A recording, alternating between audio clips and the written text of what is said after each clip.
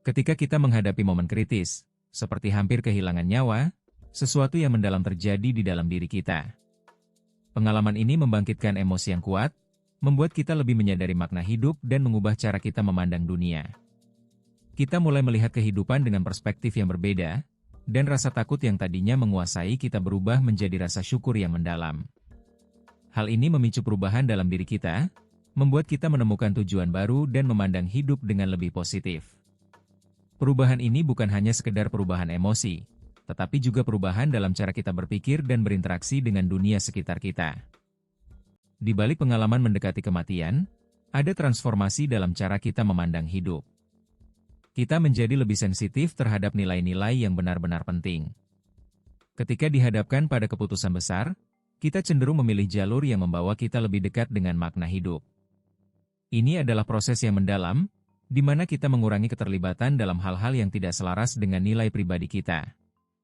Persepsi waktu yang melambat selama momen kritis memicu refleksi mendalam, membuat kita lebih menghargai setiap saat dan memilih untuk hidup dengan lebih bermakna.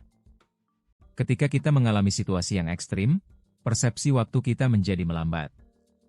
Ini memungkinkan kita untuk merefleksikan nilai-nilai eksistensial dengan lebih dalam. Kita mulai menilai kembali apa yang benar-benar memberi arti pada hidup. Dalam proses ini, kita dapat menemukan makna yang lebih besar dan mulai menghargai setiap momen. Kita belajar untuk tidak mengambil apa-apa untuk granted dan menemukan kebahagiaan dalam kesederhanaan. Dengan demikian, kita dapat menjadi lebih bijak dan memiliki pandangan yang lebih luas tentang hidup. Di balik fenomena perubahan yang dialami oleh mereka yang hampir mati, ada kekuatan yang tak terlihat yang memainkan peran penting. Kita tahu bahwa otak memiliki kemampuan untuk beradaptasi dan berubah, dan ini memungkinkan kita untuk menemukan solusi inovatif dalam situasi sulit. Ketika kita menghadapi krisis, rasa takut dapat berubah menjadi keberanian untuk bergerak ke arah yang belum pernah dicoba sebelumnya. Kita menyadari bahwa krisis dapat memicu energi kreatif yang sebelumnya terpendam, memungkinkan kita untuk menemukan potensi yang lebih besar dalam diri kita. Namun, pertanyaannya adalah, apa yang membuat kita dapat mengaktifkan potensi tersebut dan melakukan perubahan yang signifikan dalam hidup kita?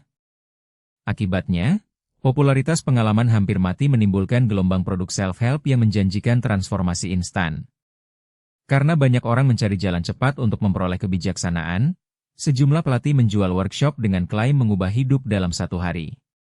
Namun, tanpa dasar ilmu yang terverifikasi, metode tersebut berisiko menjadi sekadar placebo. Karena itu, lembaga etika mengingatkan pentingnya dukungan psikologis terstruktur sebelum mengkomersialkan pengalaman pribadi. Sehingga, konsumen yang tidak kritis dapat terjebak dalam janji kosong yang menguras waktu dan uang. Namun, apakah ada cara untuk memanfaatkan temuan ilmiah tanpa menyelamatkan diri dari eksploitasi? Kita akan membahas model kolaboratif antara peneliti, praktisi, dan komunitas yang menjamin transparansi dan manfaat nyata.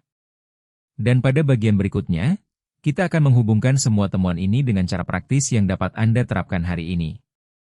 Ketika kita menghadapi krisis, ada kesempatan untuk menemukan kebijaksanaan yang lebih dalam. Dengan menulis nilai inti yang kita pelajari dari pengalaman sulit, kita dapat menemukan arah yang jelas. Bergabung dengan komunitas yang mendukung perubahan positif juga membantu kita memperkuat jaringan otak yang baru. Dengan refleksi harian, kita dapat memelihara kebijaksanaan yang lahir dari pengalaman hampir mati. Setiap krisis menyimpan benih kebijaksanaan, dan kita memiliki kuasa untuk menanamnya di tanah kehidupan kita. Apa yang akan kita tanam hari ini?